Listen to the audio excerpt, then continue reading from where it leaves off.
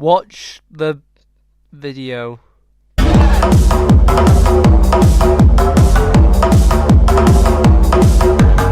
Hi, it's me, and I'm going to be talking about the most intense roller coasters in the UK. Now, if you want to define intensity, you might say that you could easily just rank them. Oh, there's a plane. Would you like to shut up? Some people might say you can define the most intense roller coasters as the ones that pull the most G-forces, and that would make them idiots, because if you followed that advice, then that would make Wipeout at Pleasurewood Hills the most intense roller coaster in the UK. Yes, it's a boomerang, it pulls over 5 Gs, but that's for a very short amount of time, and it's a boomerang. So how would I define the most intense coaster? Well, there is no factual or measurable definition of intensity because it can vary a lot. You need to use the forces in the right way, because a roller coaster pulls 3 Gs for 6 to 7 seconds is going to feel a lot more intense than a roller coaster that pulls 4 or 4.5 Gs for 2 seconds. And that's what I'm going to take into account. So I have a few coasters that could be considered the most intense in the UK, and I'm going to talk about them, and I'm going to say which is the best, and you never know, if I can be bothered, I might even rank them in order, if you're lucky. Now, the first one I've got is Speed No Limits at Oakwood. Now, some people say that this might give them a bit of a headache or a bit of a girth ache. Yeah, maybe. Look, that's not what I'm here to talk about. I'm here to talk about it being intense. Most of the ride pulls a fair amount of Gs. In the pullouts and stuff, it gets pretty intense. The overbank isn't that intense. Neither is the vertical loop, but the most intense moment of this coaster comes at the end in 540 degree helix, or slightly more than 540 degree helix. So it's a long helix, and it's quite tight. After recording the forces on Speed No Limits, I recorded the forces on Speed No Limits. I just said that. What am I on about? So, Speed No Limits has maximum positive force of 4.3 Gs, which is on the pullout of the first drop. That's quite strong. But as I said, the bit I'm talking about is the helix, because it is the most intense part. And the helix gradually gets more intense towards the end. It starts at about 2 Gs and gradually gets more intense towards a spike of about 4 Gs until it levels out. Now, that is if these recordings I took are right. They probably aren't. I mean, to be fair, I find these recordings to be fairly accurate, so that should be good. Anyway, I've talked about Speed No Limits for quite a long time. By quite a long time, I mean about 1.5 minutes, but people's attention spans on YouTube are very short. So, next coaster is the Smiler. Again, because I am so incredibly cool, I have also measured this. Plug time. Watch Smiler G-Forces video, card top right, if you are interested. You should watch it because it's made by me. The Smiler hits max of about 4.5 Gs when it pulls out from the Cobra Roll. This is also the part of the ride that all the spoil enthusiasts complain about it, because, oh guys, there's a slight jolt on the way down into it, oh no. It's about 4.5 Gs there. Most of the ride it doesn't get that strong, but the Smiler has a lot of positive G-forces, and the best part of the ride is where there's negative G-forces. But most of the Smiler is a bunch of inversions, and on those inversions, at the bottom it's about 3G, 3.5G, and it goes up. Maybe at the top it'll get a little bit less. But really, all these inversions just have quite a bit of intensity to them, one after another. There's not really a break, apart from in the middle where you stop and go up a lift hill. But anyway, there's not really a break between the elements on each section of the ride, and it just adds to quite a lot of intensity and positive Gs as it goes through that layout. Next thing on my list, I don't have a list. Next thing on my list is Rita at Alton Towers. Again, check out my epic G-Force video on it. Card in the top right. Oh, this video is just perfect for plugs. As I said, Rita hits a max of 4.7 Gs as it transitions into the second airtime hill. And fun fact, the strongest moment of airtime on Rita is the transition into the brake run.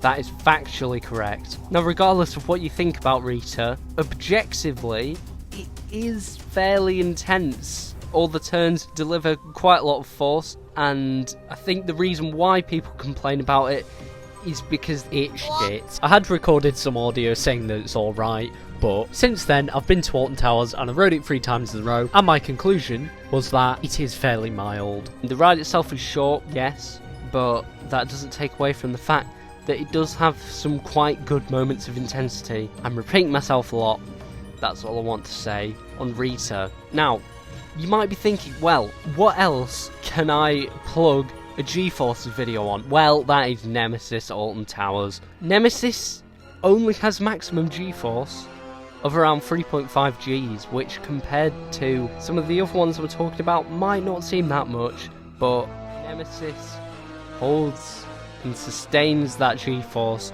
for a long time. Now, when people talk about Nemesis, you might argue quite commonly that it makes it go faster because you're so close to the terrain. I'm not going to be talking about that because I'm talking about intensity, and although that makes it feel like it's going faster, it doesn't make it any more intense. Now, throughout the ride on Nemesis, usually it's sustained positive force. There's a few breaks like the 0G roll, maybe the transition into what John Wardley calls the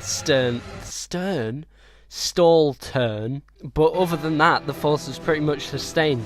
But the most intense bit and the most sustained bit of force is when you go into that especially on the back row, you go into that corkscrew, you get whipped down it, and then without the force stopping, you get thrown into that helix, which is very intense, and then you also bottom out of the helix, which is probably the moment of the ride with the most force. There's a couple of points where it briefly gets slightly lower, but it's basically a sustained 3G, which, yeah, isn't that much, and it's sustained a fair amount of time, but it doesn't actually seem that much. I think though on Nemesis it might feel a bit more just because of physics, because for example your legs are further away from the radius of the curve you're travelling on, so your legs will feel more force than your body. Yes, I think I know what I'm on, but yes, I think I know what I'm on about. No, I probably don't know what I'm on about, but Nemesis is intense. What else have we got? Nemesis Inferno. Now, it seems to be cool and trendy to say that Nemesis Inferno is better than Nemesis at the moment. It's not. It is not. This is where I try to insert some sort of comedic line to make fun of people who think Inferno is better. I can't be bothered thinking of any insults at the moment, so I'm just going to say, you're wrong. Nemesis is better, and it is more intense. Nemesis Inferno is still quite intense, and is still quite whippy, but doesn't have the terrain, and is not as intense as whippy as Nemesis. That's what I'm going to say. It's quite intense. Next coaster, which is Revolution. Now, I'm going to be quick because I have to finish the video before you all click off at this point. And Revolution, yes, it is very short, but that vertical loop is very intense. Is it the most intense coaster in the UK? Definitely not, but I just wanted to give this a mention. That vertical loop is very intense, and you do it twice. Another quick mention is Icon. It isn't really intense, but it has a couple of moments towards the end, especially its helix. Around that section you do get quite a bit of intensity, but it isn't that intense. And the last thing I have is the Swarm. Don't make me laugh. The Swarm, it's B&M. B&M are bad. They're not intense. And Winker are...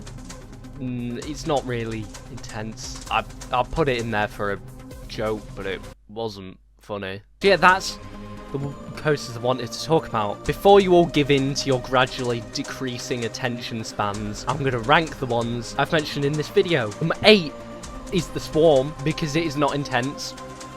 Because it's not intense. It's not intense. Number 7 is Icon, because it does have moments of intensity. Number 6 is Revolution, because that vertical loop is intense. Number 5 is Speed No Limits, because the helix is intense and the rest of the ride is quite intense. I'm saying intense way too much. Number 4 is Rita. Love it or hate it, it is fairly intense. Number 3 is Nemesis Inferno. Yes. So, what is number 1?